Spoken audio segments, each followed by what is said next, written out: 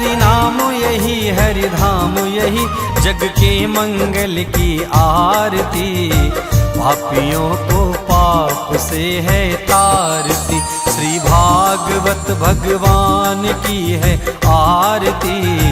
पापियों को पाप से है तारती। श्री भागवत भगवान की है आरती, पापियों को पाप से है तारती। श्री भागवत भगवान की है आरती, पापियों को पाप से है तारती। श्री भागवत भगवान की है आरती, पापियों को पाप से है तारती। परम मंगल में श्रीमद् भागवत महापुराण परमहंस संहिता वैष्णवों का परम धन श्रीमद् भागवत परम कल्याणी कार्तिकी धर्मधरा विशुद्ध भक्ति की भूमि श्री द्वारकाधीश के धाम में इस अलौकिक श्रीमद् भागवत का आयोजन पूर्व प्रसंग में कल भगवान के भक्तों की कथा हमने श्रवण करी कि कैसे भक्तों ने भगवान को प्राप्त किया।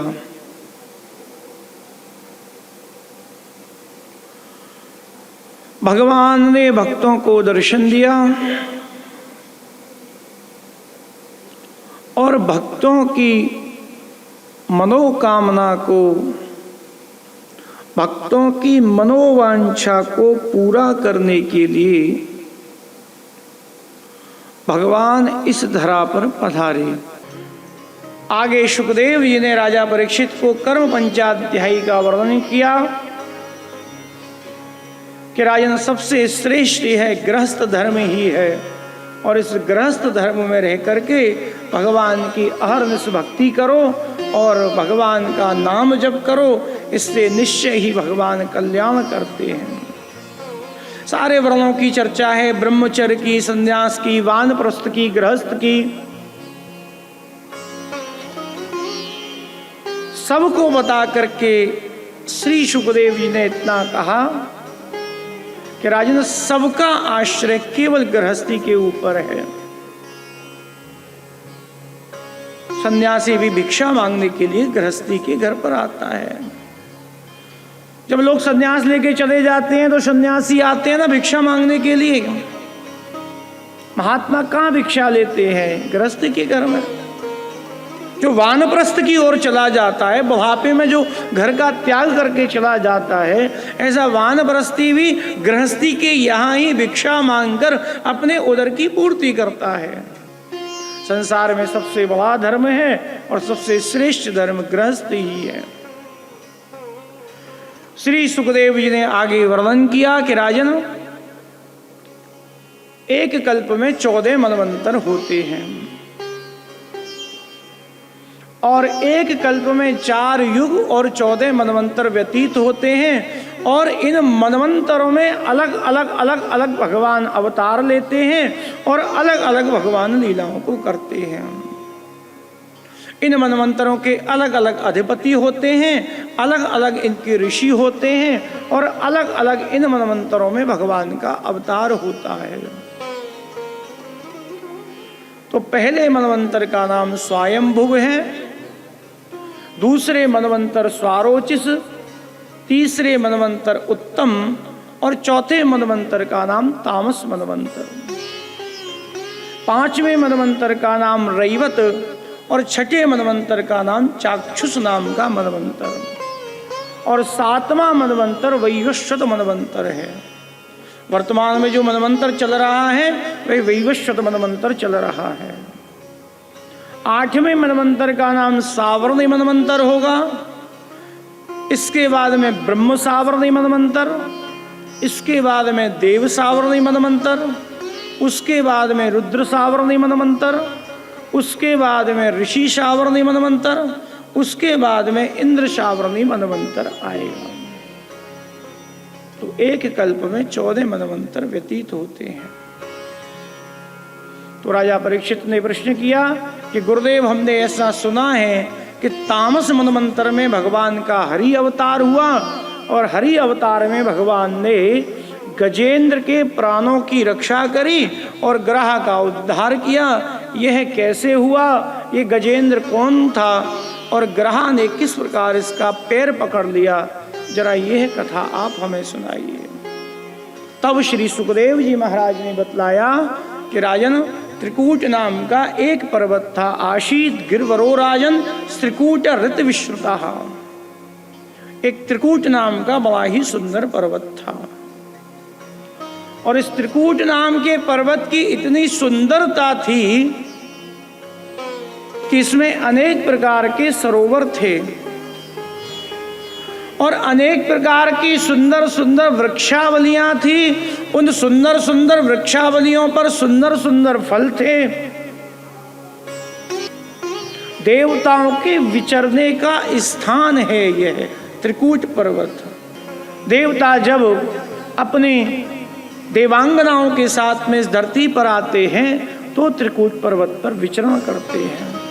ये इतना सुरम्य और सुंदर है कि इसकी शोभा इतनी श्रेष्ठ है कि देवताओं को भी अपनी ओर आकर्षित कर लेती है राजन।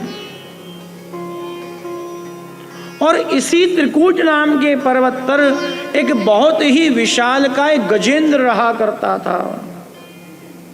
और वह गजेंद्र अकेला नहीं था, वह गजेंद्र जो था, वह हाथी जो था, वह समूह में रहता था। उस हाथी के साथ में उसका पूरा परिवार इस त्रिकूट नाम के पर्वत पर रहता था। अब यह जो गजेंद्र था, ये गजेंद्र बहुत ही शक्तिशाली था। अपार शक्ति और अपार बल का निधान। और बहुत काल तक यह इस त्रिकूट नाम के पर्वत पर रहा। अपने परिवार के साथ में बहुत प्रसन्नता से, पत्नियां भी साथ में हैं, कई हथनियां हैं, इसके इष्ट मित्र, इसके समान हाथी बड़े विशालकाय, इसके बच्चे सबके साथ में इस सुरम्य त्रिकूट पर्वत पर आनंद के साथ में रहता था। सरोवर में जाता और सरोवर में जाकर के स्नान करता और वहां पर सब हाथी मिलकर के जल क्रीड़ा करते थे। गजेंद्र का नित्य का नियम कि अपने परिवार को लेकर के गया और सरोवर में स्नान किया। बहुत काल जब इसके जीवन का बीत गया, तब एक दिन यह गजेंद्र जो था उस सरोवर में स्नान कर रहा था। सूंड से जल को ले और अपने बच्चों के ऊपर जल को डाले, सूंड से जल ले और अपनी हथनियों के ऊपर जल को डाले और सभी लोग, इसकी हथनियां, इसके बच्चे और यह गजेंद्र बहुत प्रसन्नता से उस सरोवर में जल क्रीड़ा करने लगे। जल से खेलने लगे और जब जल क्रीड़ा करते करते ये लोग थक गए, तब उस जलाशय में एक बड़ा विशालकाय ग्रह था और वह ग्रह कोई और नहीं, वह ग्रह काल है। देखो गजेंद्र कौन है? गजेंद्र जीव है। त्रिकूट पर्वत कहाँ है? भारत भूमि पर। भारत भूमि पर रहने वाला जीव जब जीवन का अंत समय आता है तो उसके पास में कौन आता है? कि काल आता है। तो ग्रह कौन है? मगरमच्छ कौन है? मगरमच्छ काल है और काल सबसे पहले पैरों को पकड़ता है। तो इस काल ने गजेंद्र के पैर को पकड़ लिया। काल ने, मृत्यु ने जीव को पकड़ लिया। तो गजेंद्र के पैर को पकड़ लिया ग्रह ने, गजेंद्र के पैर को पकड़ लिया काल ने, गजेंद्र के पैर को पकड़ लिया मृत्यु ने। जन्म, वृद्धि, ह्रास, मृत्यु निश्चित है, ये क्रम चलना ही है। जन्म हुआ है तो मृत्यु होनी है उत्थान हुआ है तो अभिशान होना है। ऐसा नहीं है कि आप ऊंचे ही फिरते रहो। कभी विषम परिस्थितियां भी आएंगी, कभी दुख भी आएगा, कभी विपत्तियां भी आएंगी।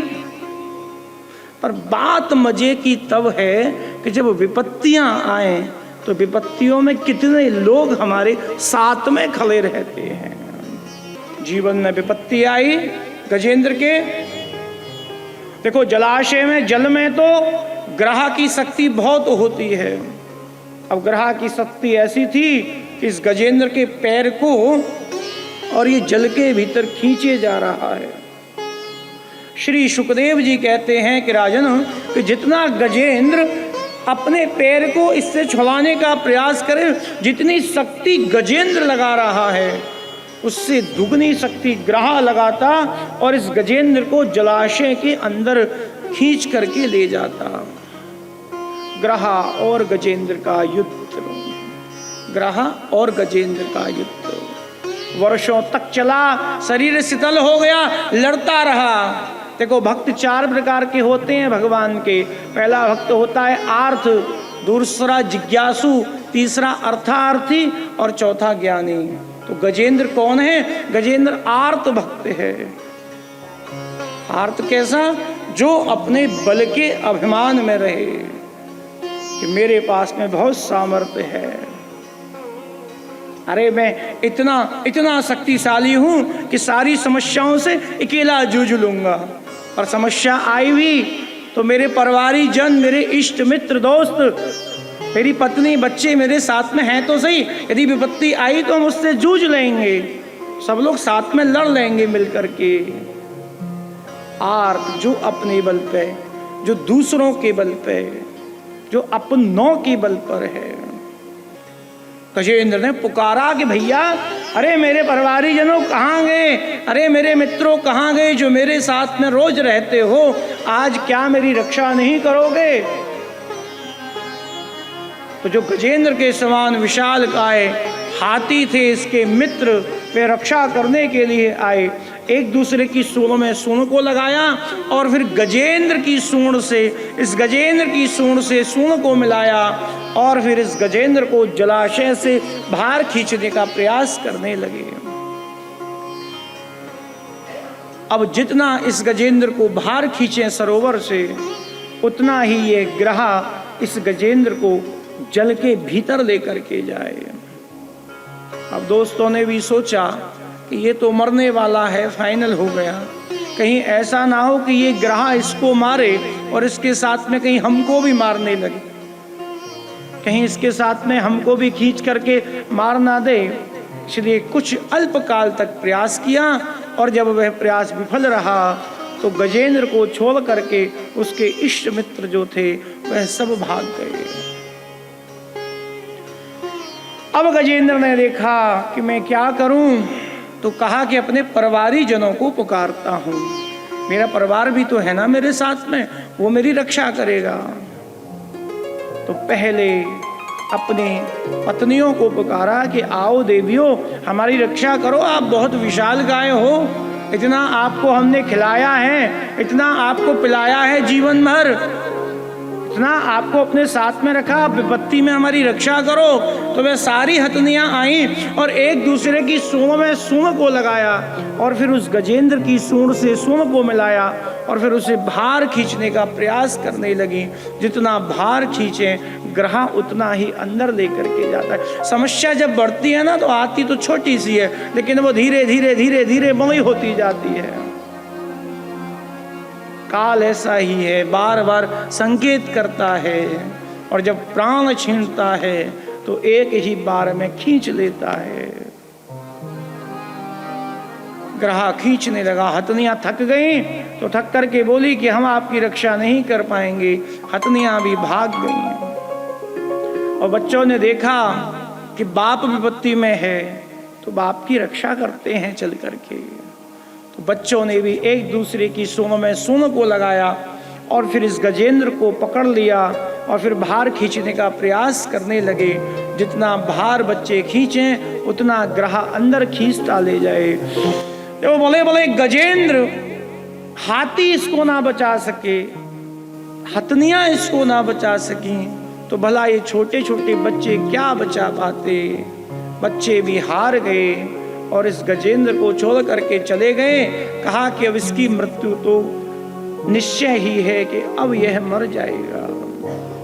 ग्रह खींच रहा, वर्षों तक युद्ध चला तो बिल्कुल ग्रह बहुत शक्तिशाली था और बिल्कुल शिथिल हो गया, पतला हो गया, ना खाया ना पिया। और अंत में फिर इसकी बुद्धि में आई कि अरे मैं पुकार किसको रहा हूँ, जो स्वयं काल के ग्रास हैं मैं उनको पुकार रहा हूँ। मैं उसे क्यों नहीं पुकारता जो कालों का काल महाकाल है। और फिर अंत में बुद्धि आई और फिर भगवान को पुकारने लगा। भगवान को पुकारा। अपबल तपबल और बाहुबल चौथो है बलदाम, सूर किशोर कृपा से सब विद हारे को हरि नाम। जब हार गया, थक गया, जब अपना बल नष्ट हो गया, अपनों का बल नष्ट हो गया, तब इस आर्त को भगवत बल याद आया।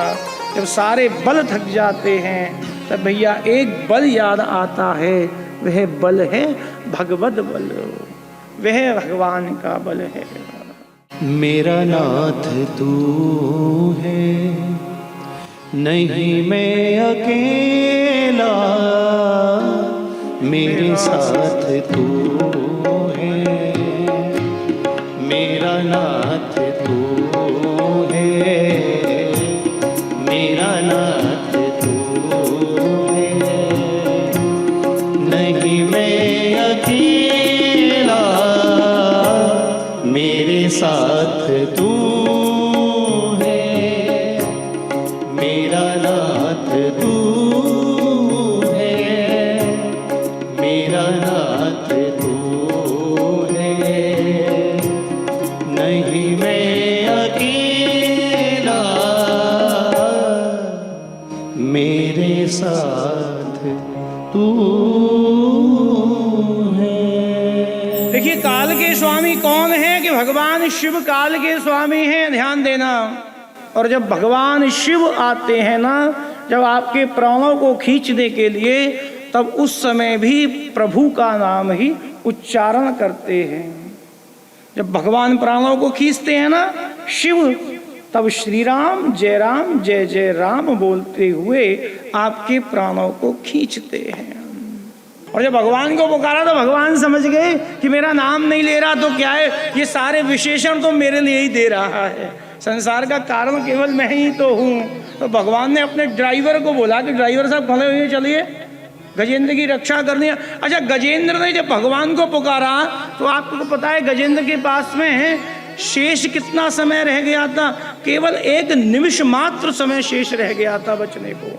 निमिष समय जानते हैं, जब पलकें ऊपर से नीचे आती हैं उतने भर समय को निमिष कहते हैं। उतना भर समय गजेंद्र के पास में शेष था। जब भगवान ने सुना कि मेरा भक्त जाने वाला है, भगवान ने कहा ड्राइवर जी उठिए। बोला हम नहीं, आज तो छुट्टी पे, आप आज नहीं चलेंगे। तो भगवान बोले कोई नहीं। तो भगवान आधे निमिष समय में ही गजेंद्र के सामने भगवान शंख चक्र गदा पद्म लेकर के भक्त वत्सल भगवान प्रकट हो गए। बोलिए भक्त वत्सल भगवान की जय। अब भगवान आकर के खड़े हो गए तो इसे ध्यान आया कि अरे भगवान को कुछ अर्पित तो करूं। तब ध्यान आया पत्रम पुष्पम फलम तोयम यो में भक्त्या प्रयक्षति। तो अपनी सूर से सरोवर में से एक पुष्प निकाला और निकाल करके भगवान को पुष्प अर्पित किया। और भगवान ने जैसे ही उस पुष्प को हाथ में लिया, तुरंत सुदर्शन चक्र भगवान ने हाथ में लिया और इस ग्रह के मस्तक को भगवान ने काट दिया। गजेंद्र के प्राणों की रक्षा हो गई। गजेंद्र जैसे पहले था ना विशाल गाय, वैसे ही भगवान ने गजेंद्र को स्पर्श करते ही गजेंद्र पहले के समान विशाल काय हो गया। भगवान के चरणों में गिर गया कि मैं तो इस संसार को अपना मानता था प्रभु, आप तो केवल आप तो अपने आप हो, बाकी सब तो बेगाने हैं। दुनिया बेगानी है, आसरा तो केवल तू है, सहारा तो केवल तू है। मुझे तुम मिल गए भगवन, नजारा हो तो ऐसा हो जिधर देखूं उधर तुम हो, नजारा हो तो ऐसा हो।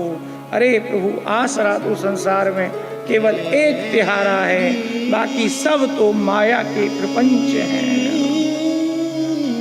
भगवान ने उठाया और कहा गजेंद्र अब हो गया तेरी छुट्टी, अब साथ में चल।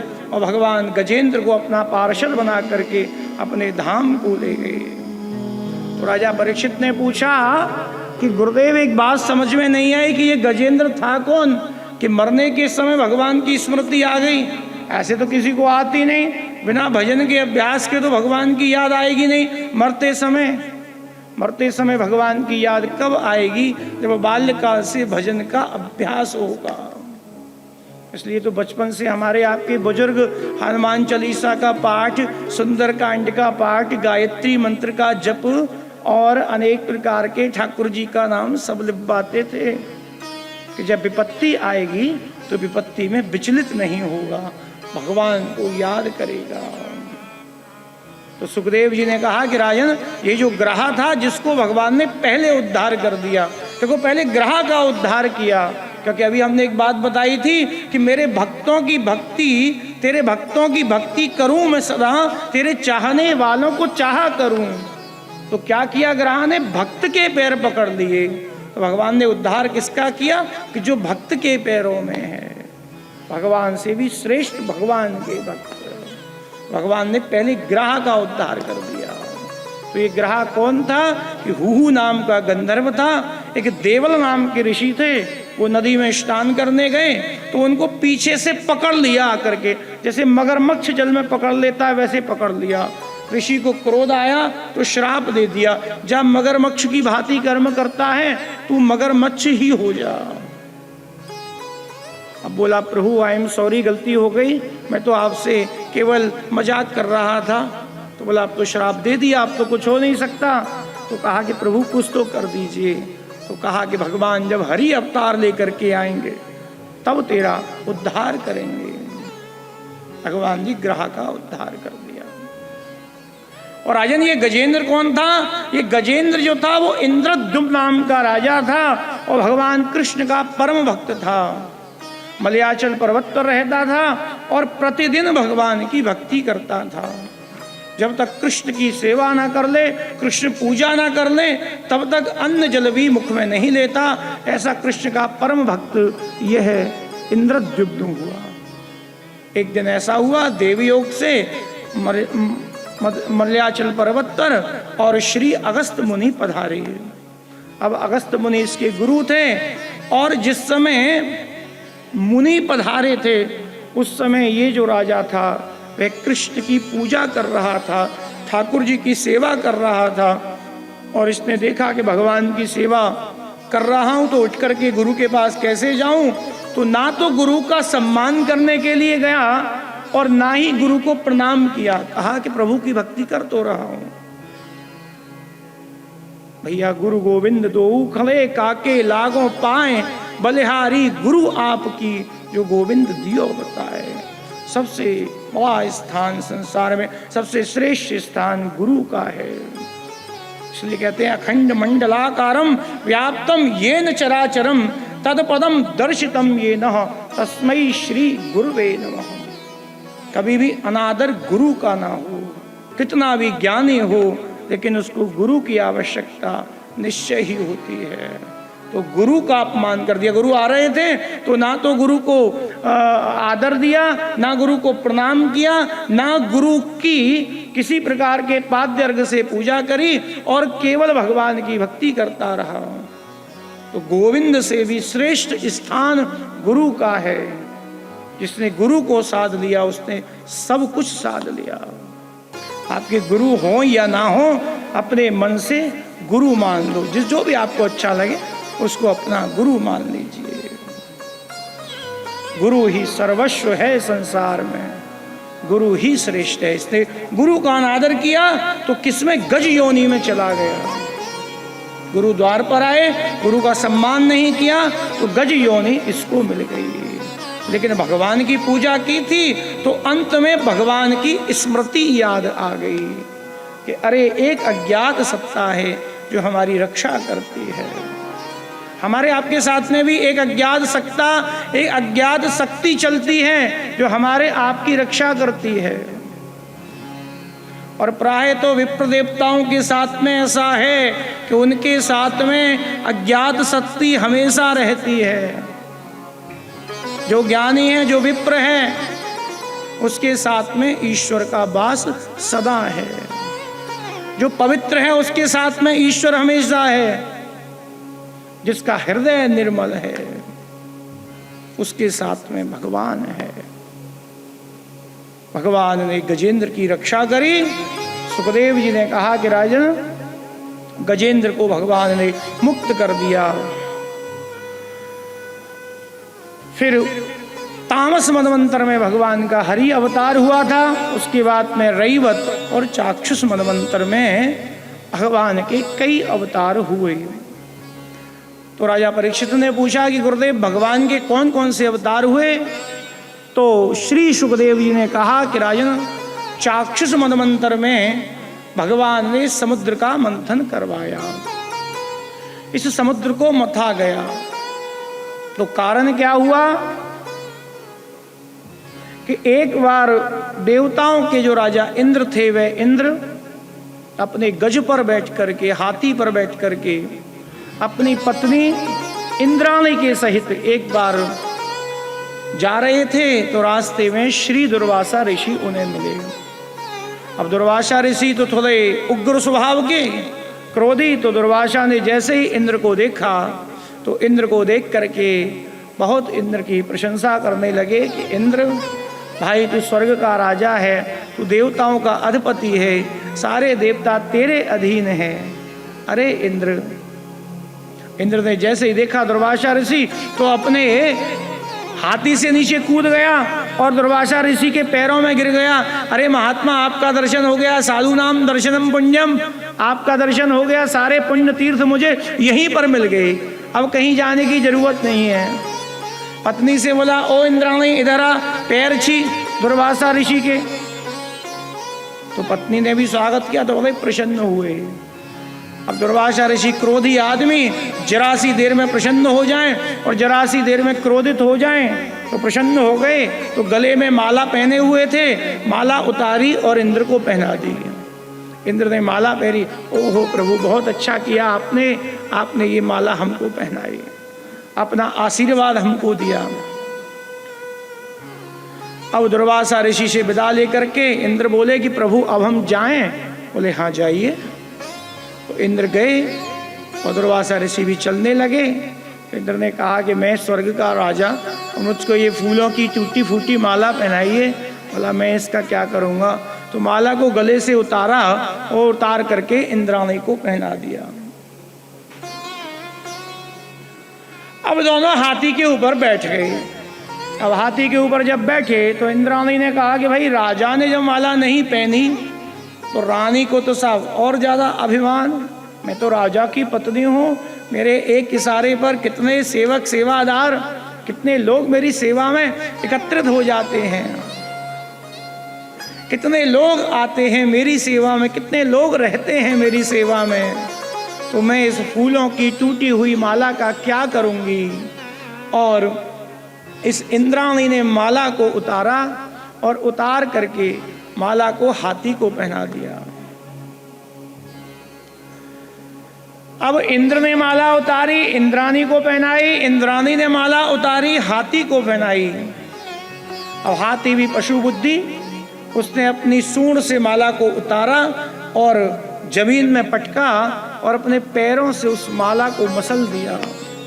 अच्छा, दूर से खड़े हुए दुर्वासा ऋषि ये लीला देख रहे थे कि देखो, मैंने तो इंद्र को अपना आशीर्वाद दिया और इंद्र ने मेरा अपमान किया, मेरी माला को उतार करके फेंक दिया।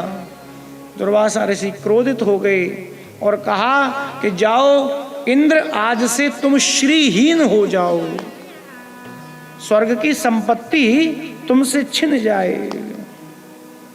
अब जब शाप मिला तो राजा बलि ने सुना कि इंद्र को शाप मिला है तो स्वर्ग पर आक्रमण कर दिया और स्वर्ग पर आक्रमण करके देवताओं को स्वर्ग से भगा दिया।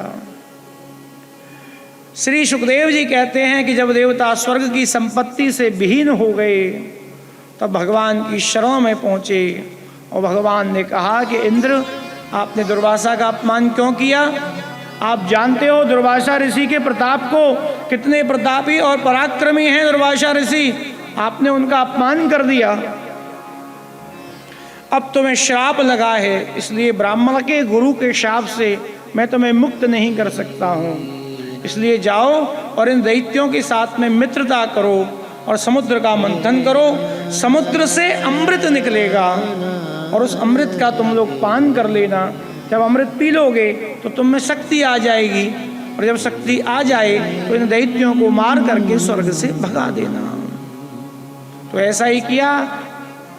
इंद्र बलि के पास में गए कि अरे देवेंद्र, आप और हम तो दोनों मौसी मौसी के हैं, भाई भाई तो हैं, तो हम और आप मैत्री कर लेते हैं और समुद्र का मंथन करते हैं। तो भगवान की आज्ञा से इस समुद्र को मथा गया। तो समुद्र के समीप में आए तो भगवान ने आज्ञा करी तो मदराचल नाम के पर्वत को मथानी बनाई गई और भगवान की आज्ञा से वासुकी नाग की रस्सी बनाई गई और देवता और दैत्य दोनों समुद्र का मंथन करने लगे। दैत्य इस नाग की पूंछ की तरफ लगे, देवता मुख की तरफ लगे और जब मंथन किया गया तो मंथन से कुछ निकला नहीं। तो दैत्य बोले कि भैया देवताओं, इस समुद्र मंथन से कुछ निकल नहीं रहा है, अब तुम ऐसा करो कि ये सर्प की जो पूंछ है ये अशुभ होती है, हम पूंछ की तरफ नहीं लगेंगे, हम मुख की तरफ जाएंगे।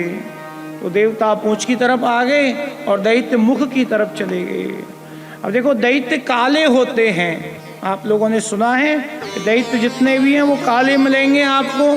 तो उसका रीजन केवल यही है कि जब समुद्र मंथन हुआ तो समुद्र मंथन से जो वासुकी नाग के मुख से विष निकला था, उस विष के प्रभाव के कारण सारे दैत्य काले हो गए।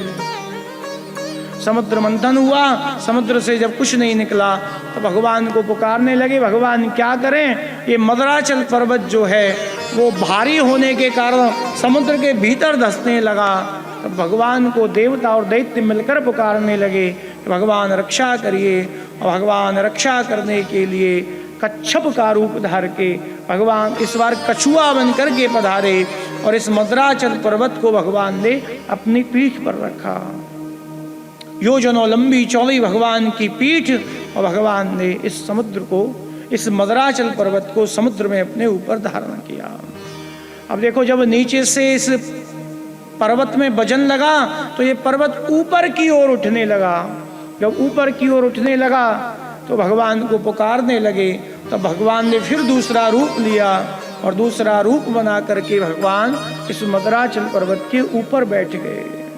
अब रस्सी वासुकी नाग को खींचे जाएं और समुद्र से कुछ ना निकले।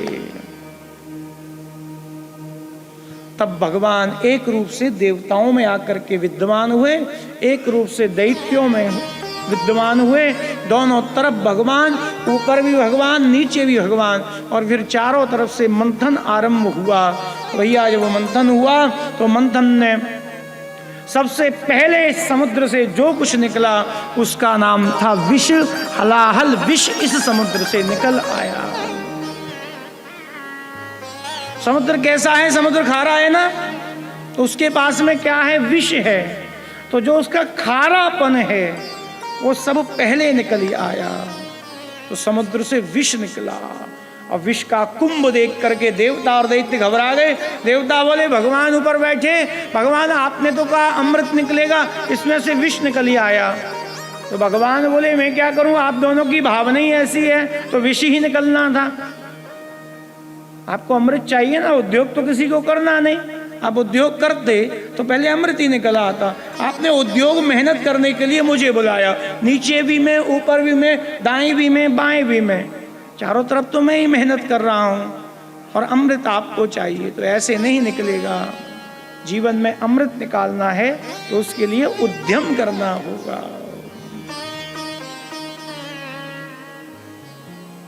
हम प्रातः काल उठते हैं तो हमारे जीवन में भी विष निकलता है और फिर हम उस विष को दूर करने के लिए भगवान शंकर के यहाँ जाते हैं।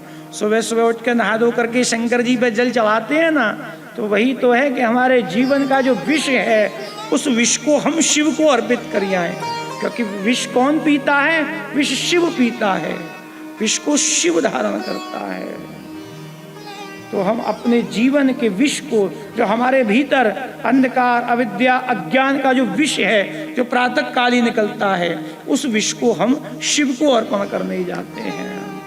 तो भगवान से कहा कि प्रभु विष को ले लो। तो भगवान ने कहा हम विष नहीं पीते, हम तो पीते हैं दूध मक्खन घी छाछ माखन मिश्री, 56 भोग लगाते हैं। विष पीने का काम तो केवल महादेव का है, जाइए। तो सब लोग महादेव के पास में गए। ओम नमः शिवाय नमः शिवाय नमः शिवाय। आइए आइए देवताओं, अरे दैत्यो किस कारण से आए? कहा महादेव आपको मारने के लिए आए हैं। बोले मारने के लिए?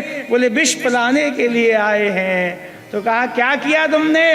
बोले समुद्र का मंथन किया और उस समुद्र के मंथन से विष निकला है। भगवान ने कहा है कि विष का पान तो केवल और केवल महादेव ही कर सकते हैं। महादेव ने कहा लाइए अभी पी लेते हैं, संसार के कल्याण के लिए तो हम कुछ भी कर सकते हैं। और भगवान ने विष का घट उठाया और विष का घट उठा करके घटाघट मुंह में पी लिया। और जैसे ही भगवान शिव ने विष का पान किया तो भगवान को स्मृति आई कि मेरे हृदय में तो ठाकुर जी रहते हैं और ठाकुर जी तो विष पीते नहीं, तो क्या करूं? तो इस विष को मैं अपने कंठ में धारण करता हूं। भगवान ने कंठ में विष को धारण किया, जिससे भगवान शंकर का नाम नीलकंठ पड़ा। बोलिए नीलकंठ महादेव की जय। हे नंद घरा नंद भयो जय कन्हैया लाल की। नंद घरा नंद भयो जय कन्हैया लाल की। ब्रज में आनंद भयो जय कन्हैया लाल की। ब्रज में आनंद भयो जय कन्हैया लाल की। हाथी घोड़ा पाल की जय हो नंद लाल की। हाथी घोड़ा पाल की जय हो नंद लाल की। हाथी घोड़ा पाल की जय हो नंद लाल की। हाथी घोड़ा पाल की जय हो नंद लाल की। हे नंद घरा नंद भयो जय कन्हैया लाल की। नंद घरा नंद भयो जय कन्हैया लाल की। हे ब्रज में आनंद भयो जय कन्हैया लाल की।